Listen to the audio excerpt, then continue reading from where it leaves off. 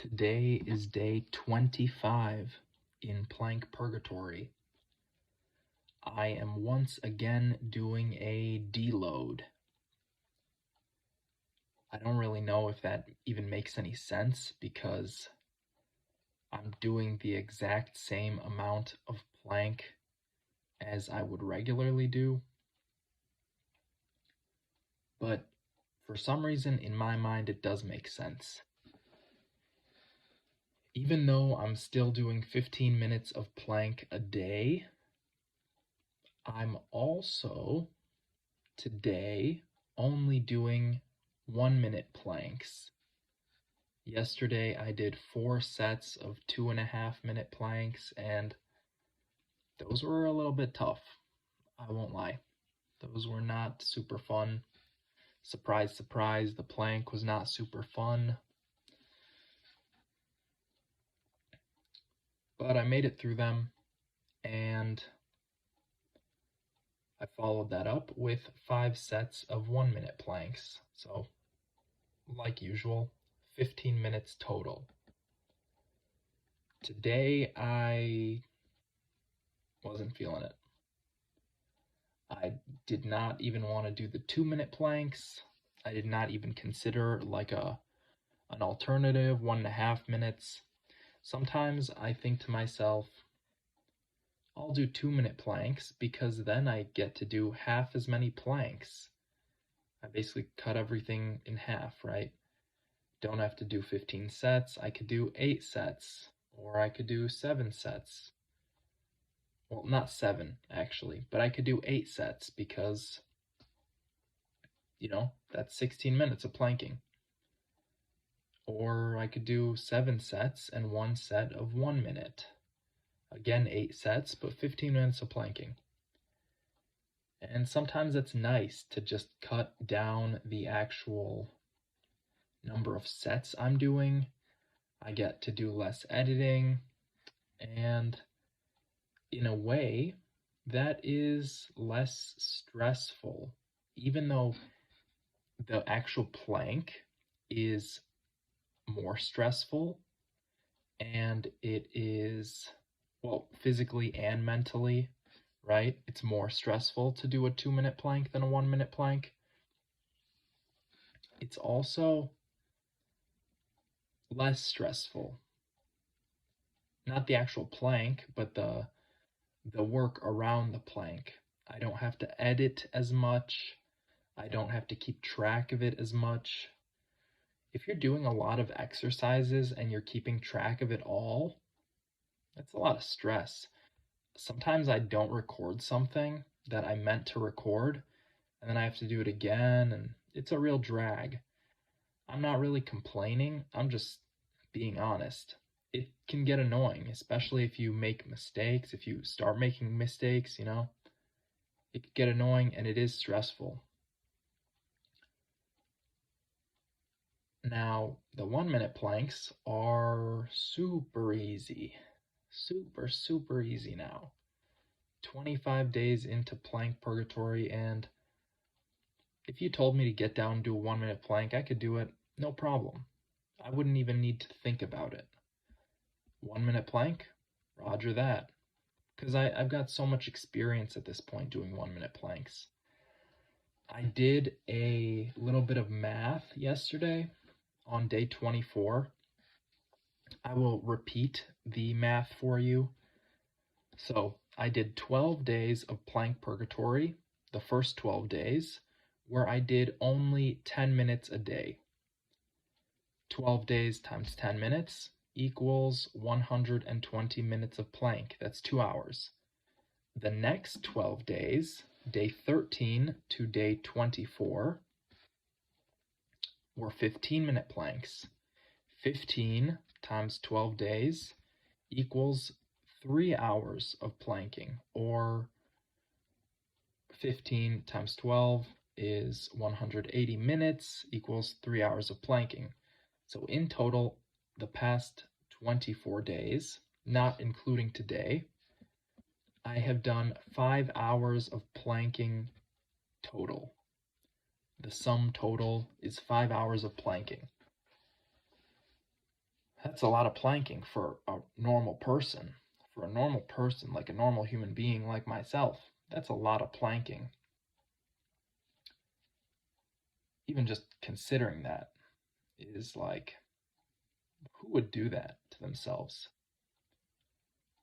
It takes a real weirdo to plank for 5 hours. Especially, no, not especially, but, well, I guess, yeah, especially during the whole month. Like, especially if you do it all in one go, but I'm not that weird. I'm doing it spread out. 3.5 weeks, 5 hours of planking total.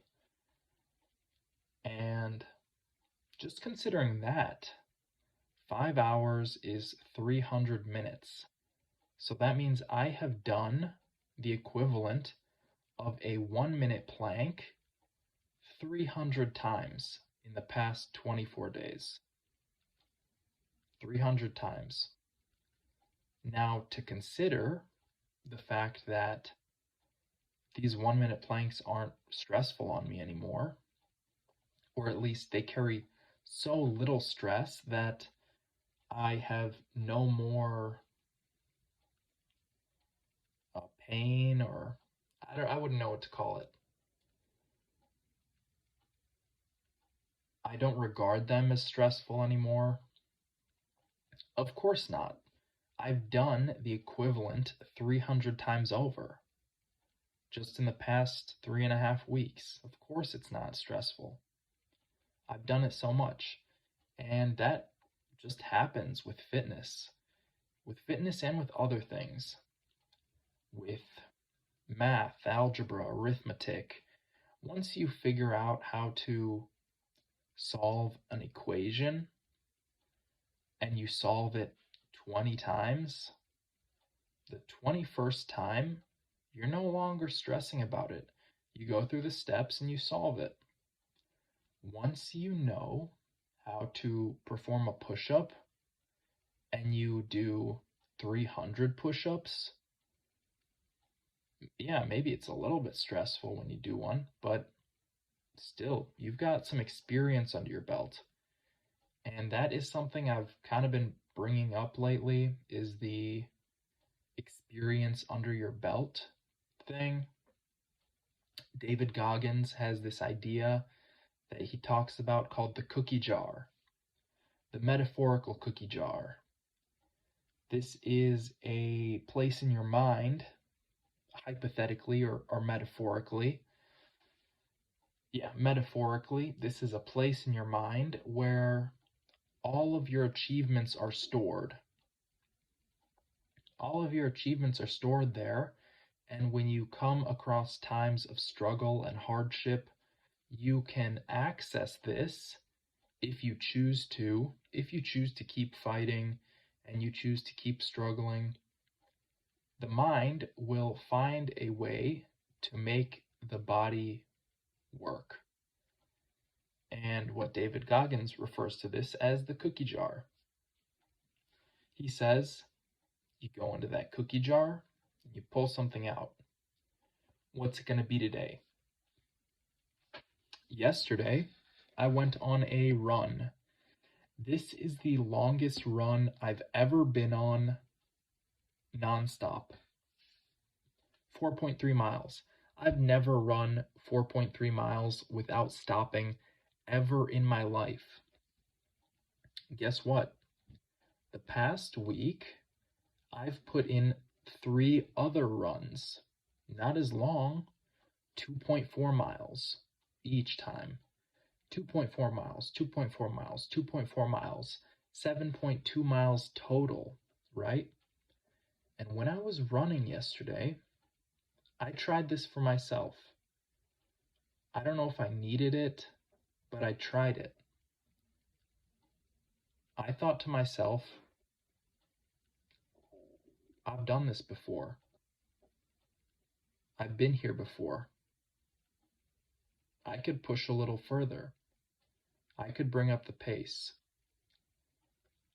I may have not run 4.3 miles before, but cumulatively, the past week, I've run even more than that. And I think back, what about that 2.4 mile? I got that one done. What about the one before that? I got that one done too. What about the one before that? That one was tough, but I got it done. And you go back and you kind of, David Goggins talks about it like taking a cookie out of the cookie jar. It's like a reward for yourself, and it keeps you going. And I can kind of relate to that. I have not experienced it to the level that he brings it up. I'm sure when you're running 100 miles in a row or more, there's a lot more stress. There's a lot more mental fatigue, physical fatigue. There's a lot more wear and tear. There's a lot more strain on you. And maybe in that context, it helps a lot more. Yesterday it was nice. It was nice. It kind of took my mind off the run.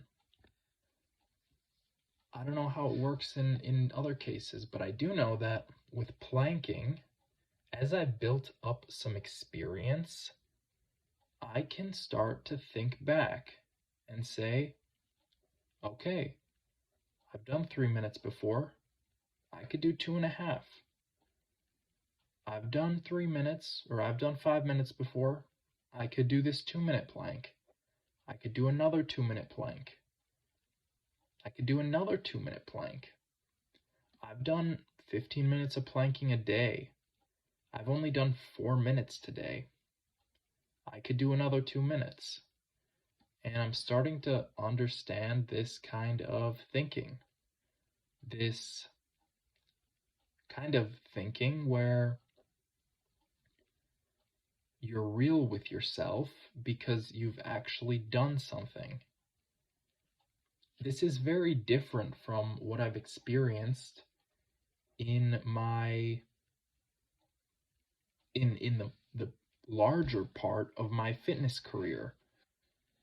With weightlifting, I can't just say I've lifted this much weight because I've done it before.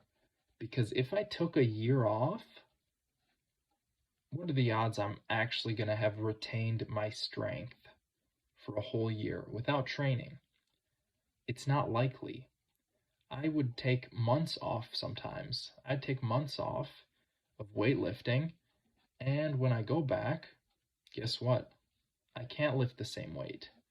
I can't do the same amount of reps because the body has stopped being accustomed to that. And it seems like in certain cases, that's not always the case. With running, for example, of course, you got to keep training. Maybe it's a bad example because I stopped training and I might actually lose progress. But when you keep working on something, it becomes easier to go back and think, I've done this before, because it's a lot more recent as well. The pain is a lot more recent, the struggle's a lot more recent, and it feels closer to you. If you've taken a lot of time off, you built some distance between you and that event, and if you stop training in between, let's say you're a runner and you've run 100 miles in a row, right? 100 miles straight, and then you don't run for a full year, no training whatsoever. You're going to be in a lot of trouble if you want to go run that 100 miles again. You're going to be in a lot of trouble. You're going to be in a world of hurt. Maybe you can do it. Are you going to do it at the same pace? I don't think so. Are you going to do it with the same intensity? I don't think so. What if you keep training throughout that period? What if you run 100 miles and then you decide, you know what, I'm going to run a few miles a week or like 10 miles a week. I'm not going to keep up that same level of intensity of training that I had up to this event. You'd be a lot better off. you'd be much better off than the person who stopped training. These planks were pretty easy today. These planks were pretty easy because I made them easy. I did 15 1-minute planks, and that's Plank Purgatory Day 27. Thank you for watching. Bye now.